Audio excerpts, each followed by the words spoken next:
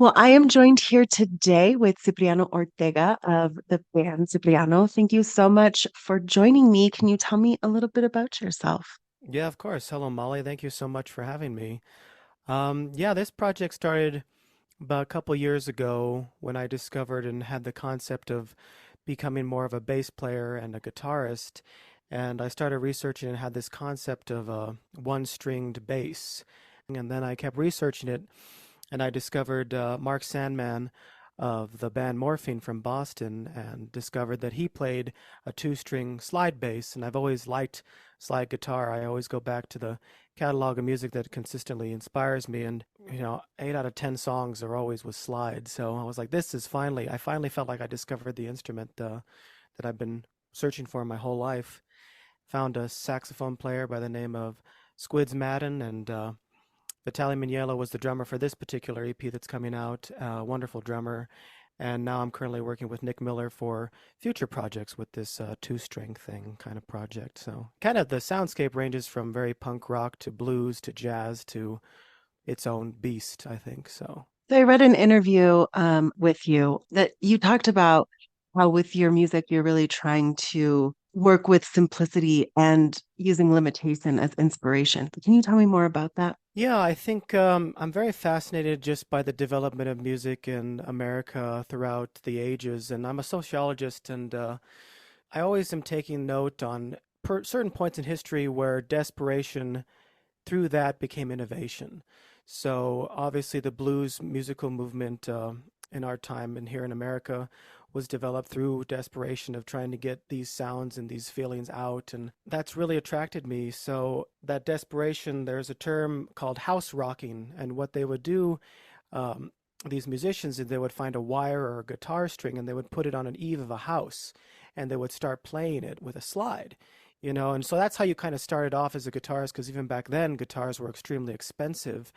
This notion that you need all these complicated chord shapes and things like that. Not that I don't enjoy those things, and that's where the saxophonist comes in and etc. and the other musicians I work with. But I like to be the role of the person that's obviously the composer and literally the base foundation of the concepts of the song. And those limitations are great. And I come from a background, the last about 2014 to about 2019, I had some health complications that really affected my voice. And obviously now I have turned a leaf, as they say. And discovering those limitations physically, I think really transcended to everything in my life, just to being able to know where do I draw the line and how far can I push that. So yeah, that minimalism really comes into play with a lot of things in my life, particularly in my music. So It really makes me think about this idea of rascuachi, right? Where hmm we do what we can with what we've got. And I exactly. love that your music is like rascuachi, right? But how do you think your identities really play into your sound?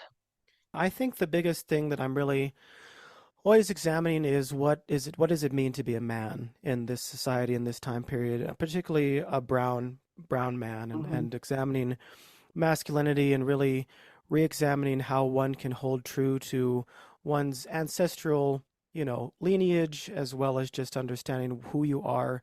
Because for our cultura and our people, where we come from is very important to us and our roots.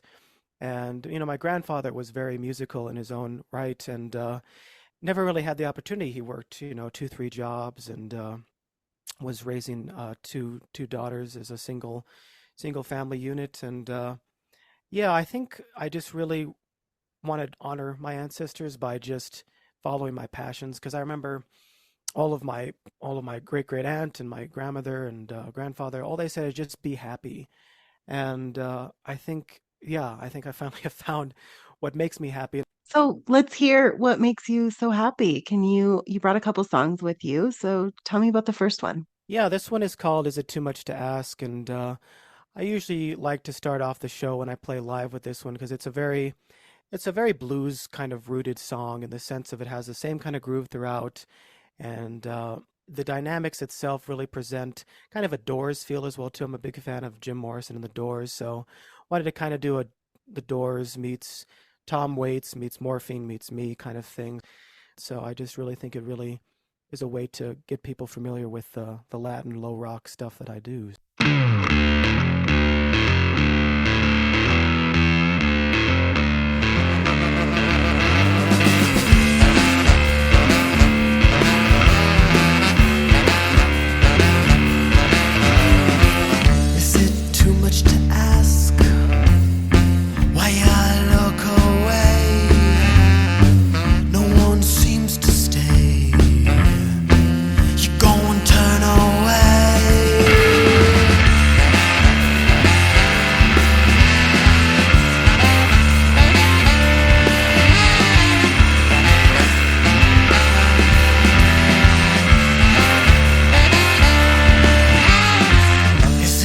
something I say that makes you look away?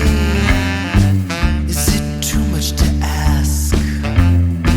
Why you give me the shaft?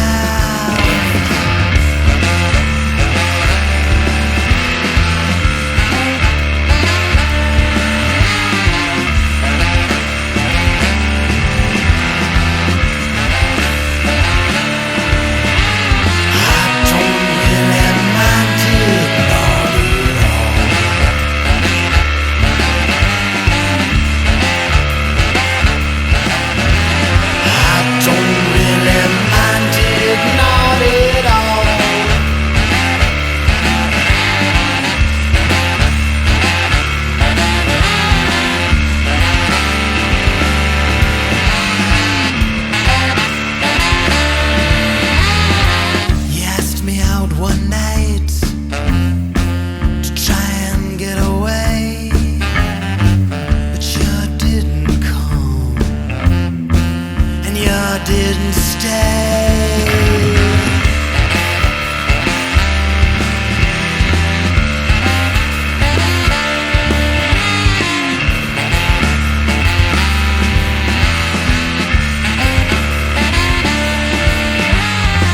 I guess I don't mind. I don't have the time. This is just a bore, and I ain't your whore.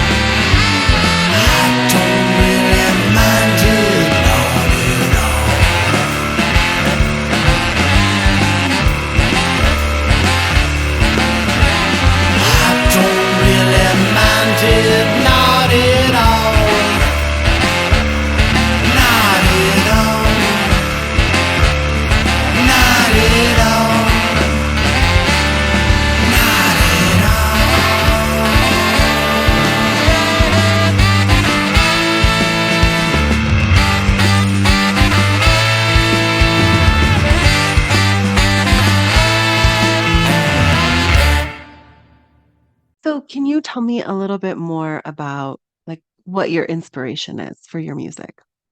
Yeah, I think for me, art and music is the way to for me to cope with the complexities of living in this capitalistic society and really dealing with a lot of onslaught of rejection and judgment and projection. And I think for me, music really allows me to find a freedom that no other art form can do. Music really is my biggest passion. It's therapeutic, and when the lyrics line up and the groove lines up, and I see people bopping their heads, and hopefully someday soon to dance to these tunes when once they become a bit more familiar to people. That's really where it's at, just to have that raw, beautiful connection that, because for me, my sound is very unique in the sense of I'm just trying to bring back certain analog sound of just the good old sound of the blues and rock and roll and that kind of rebellious spirit, but kind of refined as well. So you've got these songs are off an EP you're getting ready to release. Tell us about that. Yeah, right now I'm really kind of focusing on the emphasis of this is going to be released as a physical CD first. So I'll be making 100 copies, and I've always been fascinated by the concept of, the album or a physical thing that you can hold, because I'm all for the digitization and the diversity that that kind of offers in order to present your stuff streaming wise, but I really would like to make some capital, even though I'm anti-capitalist in the sense of making some money off of this, because it's taken 2 years to really culminate this sound and refine it, and this is just the beginning. It'll hopefully be out by the end of April. But yeah, and the way it's curated as well too, it may only be 3 tracks, but yeah, it starts off, the track listing is very, important to me and very much so trying to communicate the new sonic territories that I'm trying to rediscover from the low rock genre itself too. So where can people find Cipriano? Currently, Instagram at Cipriano Band, CIPRIANO BAND on Instagram, and YouTube right now. I do have a SoundCloud as well too, which I'll eventually upload these as well too, as well as to Spotify. But I'm not on Spotify at the moment. Like I said, I'm trying to really generate a grassroots kind of thing. We'll see how well that turns out, but I have good feelings about it because, like I said, I put so much work into this, and I think I deserve to try to just release it the way I want to. So Great. Well, we look forward to seeing them, and I know that you are, of course, obviously a musician, but you're so much more. Like, what else? What else are you doing around town? yeah, I also am getting more and more part of the poetry scene as well too here in Denver. I'm part of a local nonprofit called Sacred Voices, which I'm a board member and their MC as well too. And we are doing open mics every month. We are currently doing an open mic at the Buell Media Center where KUVO is housed. And also I'm an actor as well too. I just got involved with Deborah Gallegos' play, which will be starting. It's called Charity. And then I'm also venturing into being a playwright, and I'm currently working on my third draft of a play called Cheyenne that's been going to be produced and helped developed with through Flamboyant Theater and Control Group Productions as well. Yeah, a lot of different things. I also have a exhibit with my mother and father very soon in May, which will be a group show at Art Gym as well too. So a lot of things in the works. So Cipriano Ortega, the Renaissance man. oh, I thank love you. it. So thank you so much for joining me today. Take us out with your last song. Tell me about this one. Yes, this last one is called I Like to Please. Again, it's really in the roots of just really talking about aspiring to be great or big in the world of a capitalistic society. So the character in the song first tries faith, so he goes to a church and he talks to a priest and tries to talk to God, and God doesn't talk to him. And then he tries to go to a millionaire to get a loan, and he doesn't get a loan there. Then he goes to a bank and he finds out his credit's out as well too. So it's kind of, a song about being kind of down on your luck, but trying to find that one person or one thing that you like to please. So Cipriano likes to please.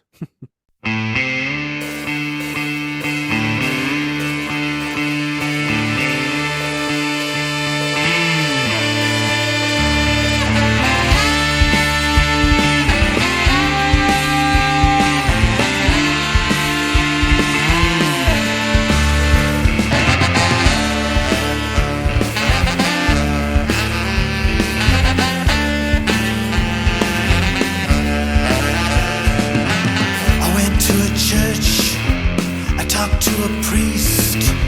We knelt down to pray, but God didn't speak.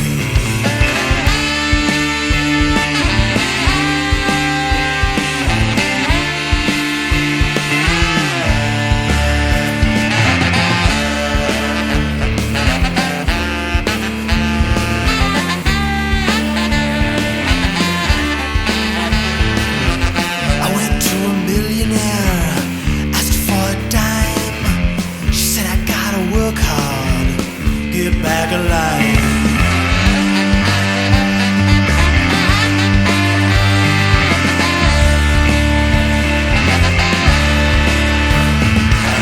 I guess I better work hard for what I need. Might as well be someone though I like to please.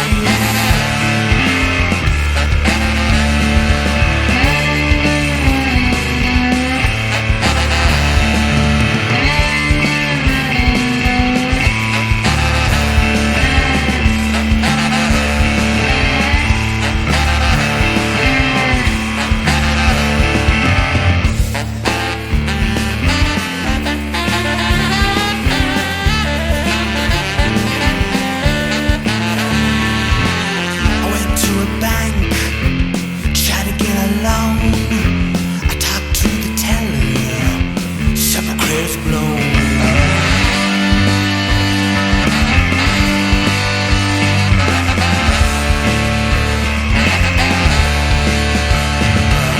I guess I better work